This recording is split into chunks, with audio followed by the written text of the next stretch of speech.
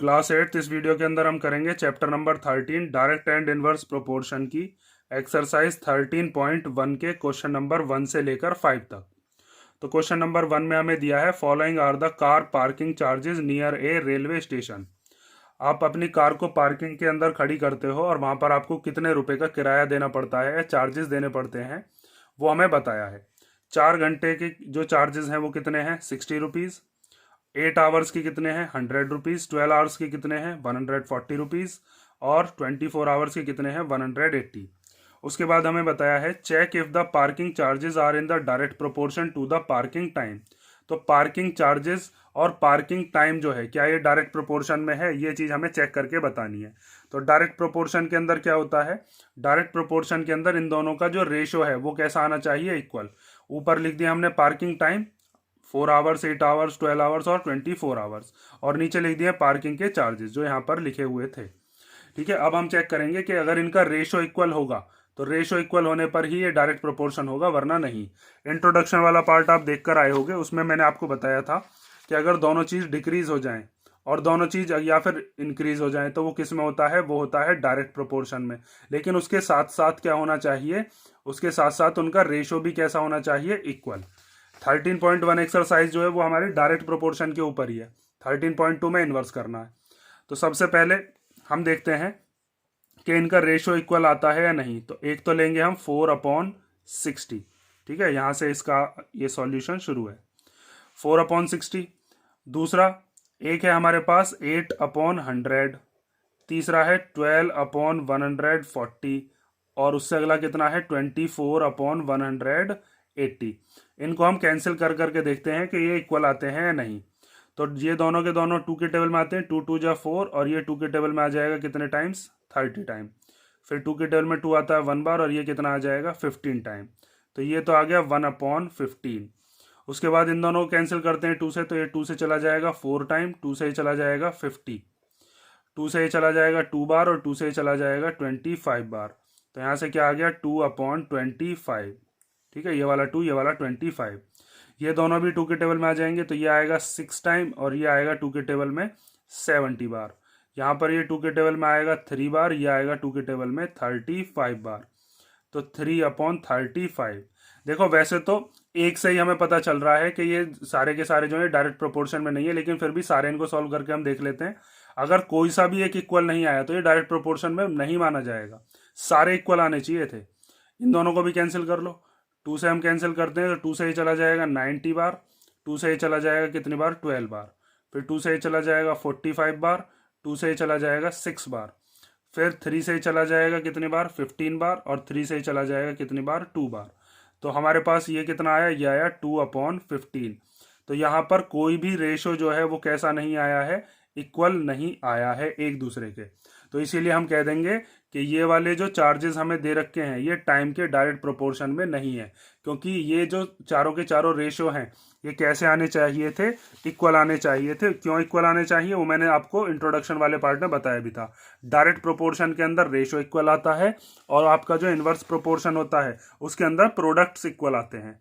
ठीक है, और उनकी पहचान कैसे करते थे वो पहचान भी मैं आपको इंट्रोडक्शन में बता चुका हूँ। ठीक है, उसको ध्यान से करोगे तो ये चीज़ बहुत इजी लगने वाली है अब। लेकिन आपको एग्जाम में कैसे पता चलेगा कि डायरेक्ट का है या इनवर्स का है, तो उसके लिए आपको ये सब चीज़ें पता होनी चाहिए। वैसे तो 13.1 जो है पूरी, ये पूरी की पूरी डायरेक्ट पर है, और 13.2 इनवर्स के ऊपर है। अब लास्ट में आप क्या लिख दोगे यहाँ पर, देयरफॉर द पार्किंग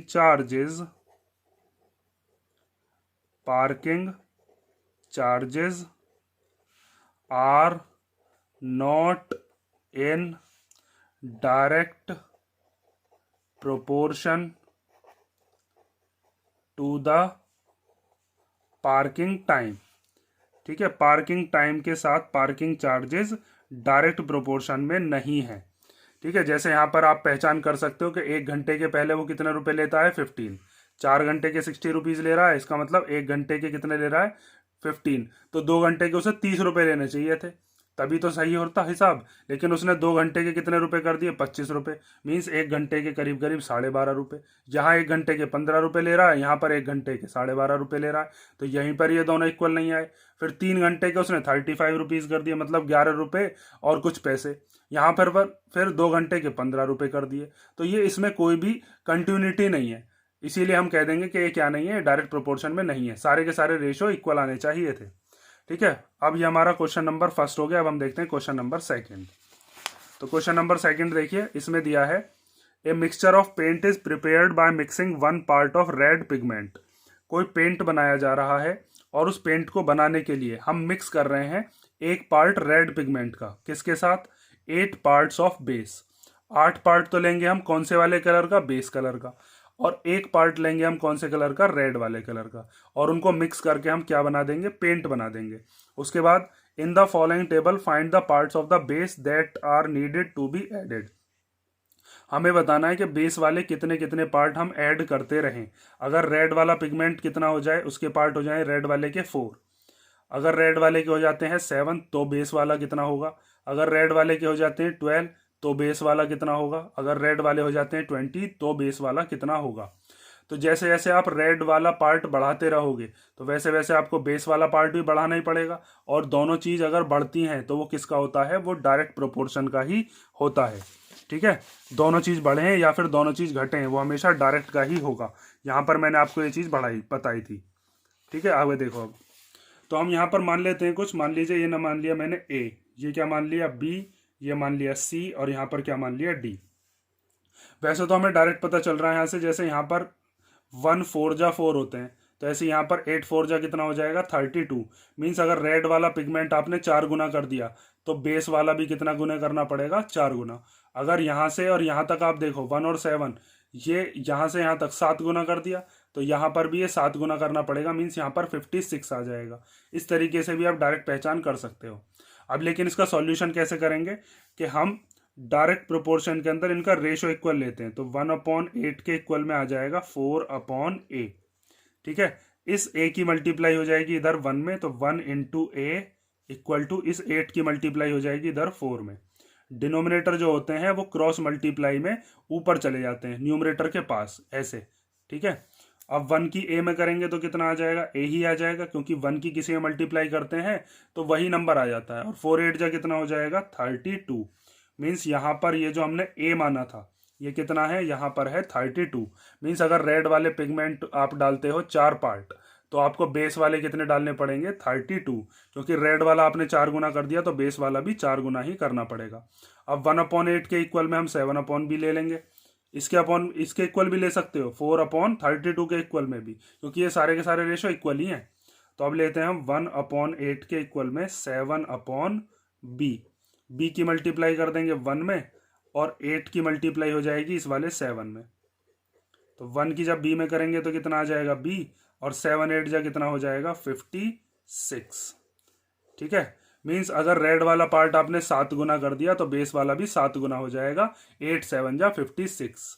आगे देखो, ये वाला c माना है तो 1/8 के इक्वल में क्या ले लेंगे, 12/c। अब इस c की मल्टीप्लाई हो जाएगी 1 में तो 1 इंटू सी, और इस 8 की मल्टीप्लाई हो जाएगी इधर 12 में तो 12 इंटू 8। 1 की जब c में करेंगे तो c आ जाएगा, 12 8 जा कितना हो जाएगा 96। ठीक, मीन्स अगर आपने रेड वाला जो पिगमेंट था उसको 12 गुना कर दिया, पहले 1 पार्ट था फिर 12 पार्ट कर लिए, 12 गुना हो गया ना, तो नीचे की तरफ इसका भी कितना होगा, इसका भी 12 गुना ही होगा। और 8 का 12 गुना करोगे मीन्स 12 की मल्टीप्लाई या 12 की मल्टीप्लीकेशन करोगे तो 8 12 जा या 12 8 जा कितने होते हैं, 96। अब लास्ट वाला पार्ट देखो, 1/8 को किसके इक्वल ले लेंगे, 20/d के इक्वल। मीन्स यहाँ से और यहाँ तक ये जो रेड वाला पिगमेंट है ये 20 गुना कर दिया। ठीक है, तो यहाँ पर भी ये कितना हो जाएगा, 20 गुना हो जाएगा। इस 8 में 20 की मल्टीप्लाई हो जाएगी, ये d की इधर चली जाएगी, 8 इधर चला जाएगा, तो 1 into D equal to 20 into 8। तो 1 की जब d में करोगे तो d आ जाएगा, 28 जा कितना हो जाएगा 160। ठीक है, ये हो गया आपका क्वेश्चन नंबर सेकंड। ये तो सिंपल सा ही था। अब हम देखते हैं क्वेश्चन नंबर थर्ड। तो देखो, क्वेश्चन नंबर थर्ड में हमसे कहा है कि जो आपने अभी सेकंड वाला क्वेश्चन किया है, इसमें रेड वाले पिगमेंट के एक पार्ट के लिए आपको बेस वाले की कितनी क्वांटिटी चाहिए, 75 ml। तो कितना रेड पिगमेंट चाहिएगा अगर बेस वाला आपके पास कितनी क्वांटिटी में है, 1800 ml। ठीक है, तो जो पिछला वाला क्वेश्चन था उसी की तरह ये हमें करना है। बस आपको पहले यहां पर लिखना है part of red pigment, parts of red pigment. ठीक है, और नीचे की तरफ यहां पर क्या लिख लेंगे, जो हमें बेस वाला है, बेस वाले की हमें क्या बताई है, क्वांटिटी हमें बता दी है, तो बेस वाले की यहां पर क्वांटिटी लिख देंगे। यहां पर लिख दो क्वांटिटी ऑफ बेस। ठीक है, क्वांटिटी ऑफ बेस। तो रेड वाला जो पार्ट है वो एक अगर होता है तो बेस वाला कितना मिलाना पड़ेगा उसमें, 75 ml। तब कहीं जाकर वो क्या बनेगा, एक जो आपके पास पेंट था वो प्रिपेयर होगा। यहाँ पर आपको बताया था ना, अगर रेड वाला एक मिला रहे हैं तो बेस वाले कितने पार्ट मिलाएंगे, 8 पार्ट। लेकिन अब ये 8 पार्ट वगैरह जो है ये हमें बता दिया कितने ml है, ये 75 ml है, मीन्स इसमें क्वांटिटी बता दी हमें। अब उसके बाद पूछा है कि रेड वाला कितना पिगमेंट हो, मीन्स यहाँ वाली जो वैल्यू है वो हमें बतानी है, और जो बेस वाला पार्ट है उसकी क्वांटिटी कितनी है, वो है 1800 ml। अब यहाँ का जो नंबर है वो नंबर हमें फाइंड आउट करना है, तो उसको हम कुछ मान लेते हैं। मान लीजिए क्या मान लिया, x। तो अगर आप बेस वाला पार्ट बढ़ा रहे हो तो आपको रेड वाला पार्ट ही बढ़ाना पड़ेगा, मीन्स दोनों चीज क्या हो रही है, इंक्रीज। और जब दोनों चीज इंक्रीज होंगी तो वहां पर क्या होगा, वहां पर होगा डायरेक्ट प्रोपोर्शन, और डायरेक्ट प्रोपोर्शन के अंदर इनका क्या लेते हैं हम, रेशियो। तो 1/75 के इक्वल में हम क्या ले लेंगे, x अपॉन 1800। अब इस 1800 की इधर मल्टीप्लाई हो जाएगी, इसकी इधर हो जाएगी, या फिर आप एक काम करो, इस x को इधर छोड़ दो बस, क्योंकि हमें x की वैल्यू निकालनी है। बस इस 1800 को डिवाइड के को इधर भेज दो मल्टीप्लीकेशन में। तो 1 × 1800 और अपॉन में क्या है, 75, और हमें x की वैल्यू बतानी थी तो वो अकेला इधर छोड़ दिया। अब इन दोनों को हम कैंसिल कर लेते हैं, दोनों ही 5 के टेबल में भी आते हैं। तो 5 से कैंसिल कर लेते हैं, या पहले 1 के 1800 में कर लो, 1 तो वैसे खत्म ही हो जाना है, चलो पहले काट ही लेते हैं। तो 5 से कैंसिल करते हैं, 5 1 जा 5, 2 बचा, 2 और 5 कितना हो जाएगा, 25। तो 5 5 जा 25। फिर इसको काटते हैं 5 से, तो 5 3 जा 15, कितना बचा, 3 3 और 0 कितना हो जाएगा, 30। तो 5 6 जा 30 और 0 एज इट इज आ गई। अब इस 15 से इसको कैंसिल कर लेते हैं, या पहले आप चाहो तो 3 से भी या 5 से भी काट सकते हो। वैसे आपको 15 का टेबल आता होगा। तो 15 1 जा 15, यहाँ पर 15 2 जा कितना हो गया, 30। 36 में से 30 गया तो कितना बचेगा, 6, और उस 6 के आगे जब 0 लगाएंगे तो हो जाएगा 60। तो 15 4 जा 60। तो x की वैल्यू हमारे पास कितनी आ गई, 24। मीन्स अगर आप बेस वाला क्वांटिटी कितना लेते हो, 1800 ml, तो आपको रेड वाला पिगमेंट के कितने पार्ट डालने पड़ेंगे, 24। तो लास्ट में आप ये चीज लिखकर बताओगे यहां पर कि हैंस 24 पार्ट्स needed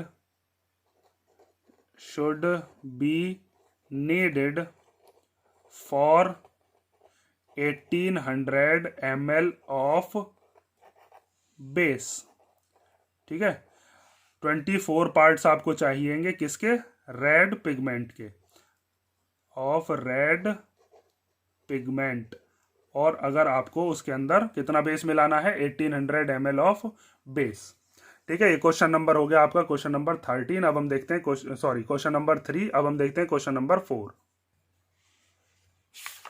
तो क्वेश्चन नंबर 4 दिया है हमें, a machine in a soft drink factory fills 840 bottles in 6 hours. How many bottles will it fill in 5 hours? Means एक मशीन है किसी कंपनी के अंदर या किसी फैक्ट्री के अंदर जो कि सॉफ्ट ड्रिंक की बोतल्स को भरती है, और 6 घंटे के अंदर वो कितनी बोतल भर देती है, 840। तो 5 घंटे के अंदर कितनी बोतल भर जाएंगी। तो मशीन तो वही है, मशीन तो चेंज करी नहीं है। तो 5 घंटे का मतलब ये है कि हमने घंटे कर दिए कम। पहले 6 घंटे के अंदर भर रहे थे 840 बोतल्स, अब 5 घंटे के अंदर कितनी बोतल भरी जाएंगी। अगर आप टाइम कम कर देते हो तो मशीन भी अब कम चलेगी, 1 घंटा कम, तो बोतल भी क्या होंगी, बोतल भी कम भरी जाएंगी। तो अगर टाइम कम तो बोतल भी कम, और दोनों चीज़ अगर डिक्रीज हो रही हो तो वहाँ पर भी क्या होता है, डायरेक्ट प्रोपोर्शन ही होता है। मैंने आपको ये चीज़ बता रखी है कि अगर दोनों चीज़ डिक्रीज हो या दोनों चीज़ इंक्रीज हो तो हमेशा क्या होता है, डायरेक्ट प्रोपोर्शन। दोनों चीज़ डिक्रीज होने पर डायरेक्ट प्रोपोर्शन होता है, लेकिन रेशो इक्वली होता है। तो यहाँ पर हम दो चीज़ लिखते हैं, एक तो है हमारे पास नंबर ऑफ बोटल्स, तो यहाँ पर लिखोगे नंबर ऑफ बोटल्स, और दूसरा है हमारे पास नंबर ऑफ आवर्स। तो जब 840 बोतल्स होती हैं तो उनको भरने के लिए कितना टाइम लगता है, 6 आवर्स। ठीक है, और अगर आपके पास 5 घंटे हैं बस, तो कितनी बोतल भरी जाएंगी वो हमें बताना है। तो यहाँ वाली वैल्यू हमें नहीं दे रखी, उसको हम क्या मान लेते हैं, x मान लेते हैं। ठीक है, अब आपको क्या करना है, इनका रेशो इक्वल होता है तो रेशो इक्वल बनाकर लिख दो। 840 के अपॉन में क्या ले लेंगे, 6, और x के अपॉन में क्या ले लेंगे, 5। अब ये 5 इधर मल्टीप्लीकेशन में चला जाएगा, यहाँ पर डिवाइड में है ना, इधर जाएगा तो मल्टीप्लाई में। तो 840 के मल्टीप्लाई में क्या आ गया, 5, और अपॉन में क्या था, 6, इक्वल टू x। 6 से हम इसको कैंसिल कर लेते हैं, 6 का टेबल आपको आता ही होगा। तो 6 1 जा 6, कितना बचा, 2, 2 और 4 कितना हो जाएगा, 24। तो 6 4 जा 24, और 0 एज इट इज आ गई। अब इस 5 की मल्टीप्लाई 140 में कर लो, तो 5 0 जा 0, 5 4 जा 20 का 0, कैरी 2, और 5 1 जा 5 और 2 कितना हो गया, 7।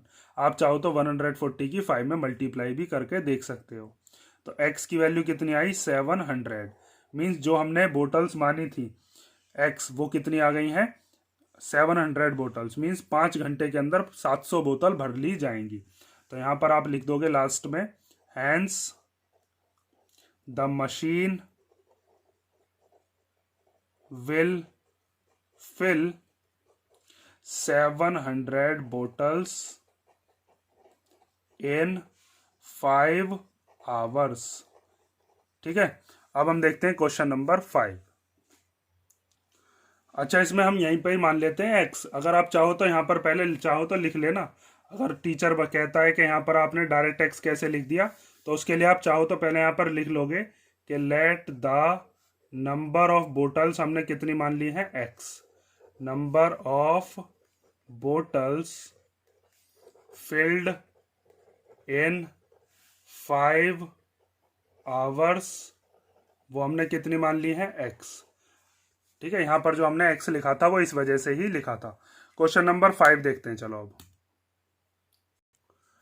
तो क्वेश्चन नंबर 5 में क्या दिया है देखते हैं, चलो। इसमें दिया है a photograph of bacteria enlarge 50,000 times attains a length of 5 centimetre as shown in the diagram. Means एक डायग्राम आपको शो किया हुआ है बुक में, जिसको बताया है कि वो किसका फोटोग्राफ है, वो है बैक्टीरिया का, और उसको 50,000 टाइम्स मतलब 50,000 बार जब उसको एनलार्ज किया, मीन्स जूम किया होगा, जूम करके जब उसको देखा, तब कहीं जाकर उसका फोटोग्राफ कितना बड़ा दिखाया हमें, 5 सेंटीमीटर का। What is the actual length of the bacteria, तो बैक्टीरिया की एक्चुअल लेंथ क्या होगी। तो एक क्वेश्चन तो इसमें यहाँ तक पूछा है हमें। तो एक्चुअल लेंथ हम कैसे बताएंगे, देखो इसने 50,000 गुना उसको बढ़ाया है। पहले एनलार्ज करने का मतलब क्या है, बढ़ाया है, और 50,000 टाइम्स, टाइम्स का मतलब गुना ही होता है, मल्टीप्लाई करी होगी इसने, तब कहीं जाकर वो कितना दिखाया हमको, 5 सेंटीमीटर का। 5 सेंटीमीटर इतना सा होता है, जो आपका स्केल होता है, ये पूरा का पूरा स्केल ये 15 सेंटीमीटर का है। इस 15 सेंटीमीटर में यहाँ से लेकर यहाँ तक इतना बड़ा बैक्टीरिया का फोटोग्राफ कब हुआ है, जब हमने उसको 50,000 बार जूम कर दिया। लेकिन उसकी एक्चुअल लेंथ तो ऐसी होगी जो कि हमको दिखाई भी नहीं देगा, क्योंकि बैक्टीरिया दिखता तो है नहीं। तो हम क्या काम करेंगे, इसने 50,000 की क्या करी होगी, मल्टीप्लाई करी होगी। हम 50,000 का डिवाइड कर देंगे, क्योंकि मल्टीप्लाई का उल्टा क्या होता है, डिवाइड, और हमारे पास उस बैक्टीरिया की क्या आ जाएगी, एक्चुअल लेंथ आ जाएगी। उसके बाद इसने कहा है कि अगर फोटोग्राफ को 20,000 बार बस जूम किया होता या एनलार्ज किया होता तो उसकी लेंथ तब कितनी आती फोटो में, ये बताइए। इसका डायग्राम आपकी बुक में दे रखा है, चलो मैं आपको दिखाता भी हूँ कैसा है। ये देखो, ये बैक्टीरिया हमको दिखा रखा है कि इस बैक्टीरिया को, ये जो फोटो है ये तब हमारे पास 5 सेंटीमीटर का दिखा है जब हमने उसको कितना बढ़ा दिया है, 50,000 टाइम्स। 50,000 टाइम्स बढ़ाने के बाद इतना दिखा, तो एक्चुअल में कितनी इसकी लेंथ होगी वो हमें बतानी है। तो हम क्या करेंगे, 50,000 का डिवाइड कर देंगे, क्योंकि इसने क्या किया है, 50,000 टाइम्स एनलार्ज किया है, मीन्स मल्टीप्लाई करिए, तो मल्टीप्लाई का उल्टा हम क्या कर देंगे, डिवाइड। तो देखो अब इसका सॉल्यूशन, पहले हम निकालते हैं इसकी एक्चुअल लेंथ। तो यहां पर आप लिखोगे एक्चुअल लेंथ ऑफ बैक्टीरिया। उसको निकालने के लिए हम क्या करेंगे, 5 सेंटीमीटर जो हमारे पास लेंथ आ रखी है उसकी फोटोग्राफ की, उसको 50,000 गुना उन्होंने बढ़ाया था, मल्टीप्लाई करी थी। टाइम्स का मतलब गुना करना, मीन्स मल्टीप्लाई करना। हम उसका उल्टा कर देंगे, मीन्स क्या कर देंगे, डिवाइड कर देंगे। तो 5 1 जा 5 और यहाँ पर 5 1 जा 5, ये 1 2 3 4 4 जीरो एज इट इज आ गई। अब इसको हम लिख सकते हैं 1/1 2 3 4। तो 4 जीरो हैं, तो इसको स्टैंडर्ड फॉर्म में चेंज किया जा सकता है। मैंने आपको 12 चैप्टर में भी पढ़ा रखा है कि जब बहुत छोटी वैल्यू आए या बहुत बड़ी वैल्यू आती है तो उसको हम स्टैंडर्ड फॉर्म में लिखते हैं। तो इसको हम लिख सकते हैं 1/10 की पावर 4, और ये जो पावर है ये ऊपर चली जाएगी, तो ऊपर जाकर इसका साइन चेंज हो जाएगा, ये हो जाएगी 1 × 10 की पावर -4 सेंटीमीटर। मीन्स एक्चुअल में जो आपका बैक्टीरिया है वो कितना है, 0.00001, 4 बार 0 और फिर 1, इतना छोटा बैक्टीरिया है। अब आगे इसने कहा था अगर फोटोग्राफ को कितने बार बढ़ाया जाए, 20,000 बार, तो अब उसकी एनलार्ज लेंथ कितनी आएगी फोटोग्राफ में, ये बताइए। तो हमारे पास दो चीज दे रखी हैं, एक तो हमें दे रखी है लेंथ इन फोटोग्राफ, तो यहां पर हम लिखते हैं लेंथ इन फोटोग्राफ, और एक हमें दे रखा है number of times photograph enlarged, photograph enlarged. तो लेंथ ऑफ फोटोग्राफ कितनी आई थी, 5 सेंटीमीटर। जब उसको कितनी बार बढ़ा दिया था हमने, 50,000 बार उसको हमने जूम कर दिया था।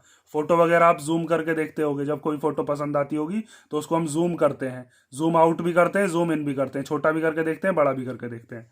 तो अगर कोई फोटोग्राफ को 20,000 बार बढ़ाया जाए तो अब उसकी जो लेंथ है फोटोग्राफ की वो कितनी आएगी, यहाँ वाली वैल्यू हमें पता नहीं है, तो उसको हम क्या मान लेते हैं, x। तो यहाँ पर आप लिख भी सकते हो कि let the enlarged length of bacteria कितनी मान ली हमने, x। अब उसके बाद क्या करना है, डायरेक्ट प्रोपोर्शन का है। जब 50,000 बार हमने बढ़ाया था तो वो 5 सेंटीमीटर का दिखा था, अगर हम 20,000 बार बढ़ाएंगे तो वो थोड़ा कम दिखेगा, क्योंकि हम कम जूम कर रहे हैं अब। तो रेशो इक्वल होता है डायरेक्ट प्रोपोर्शन में, इसके अपॉन में इसे ले लेंगे, एक्स के अपॉन में इसे, तो 5 के अपॉन में आ जाएगा कितना, 50,000, और एक्स के अपॉन में कितना आ जाएगा, 20,000। अब ये 20,000 इधर डिवाइड में, इधर चला जाएगा किसमें, मल्टीप्लाई में। तो 5 की मल्टीप्लाई हो जाएगी 20,000 में, और अपॉन में कितना है, 50,000, और इक्वल टू में कितना है, x। तो यहाँ पर ये 4 जीरो से ये 4 जीरो क्या हो गई, कैंसिल हो गई। यहाँ 5 1 जा 5 और 5 1 जा 5। अब ऊपर क्या बचा, 1 2 जा 2, या ये 2 बचा बस। तो x की वैल्यू कितनी आई हमारे पास, 2। मीन्स अगर हम उसको 50,000 बार जूम कर रहे थे तब कहीं जाकर वो 5 सेंटीमीटर का था, अगर 20,000 बार करेंगे तो कितने का होगा, वो 2 सेंटीमीटर का। 30,000 बार करेंगे तो 3 सेंटीमीटर का। 40,000 बार करेंगे तो 4 सेंटीमीटर का, और 50,000 बार करेंगे तो वो दे ही रखा है 5 सेंटीमीटर का। तो लास्ट में आप लिख दोगे कि हैंस द एनलार्ज्ड लेंथ जो कि हमने मानी थी वो कितनी आई, 2 centimetre. Hence the enlarged length of bacteria is 2 centimetre. ठीक है, ये हो गया आपका क्वेश्चन नंबर 5। अब इसके आगे के जो क्वेश्चंस है वो देखेंगे हम नेक्स्ट वीडियो में। इन 5 क्वेश्चंस को आप कर लो, किसी क्वेश्चन में कोई डाउट हो तो कमेंट कर देना।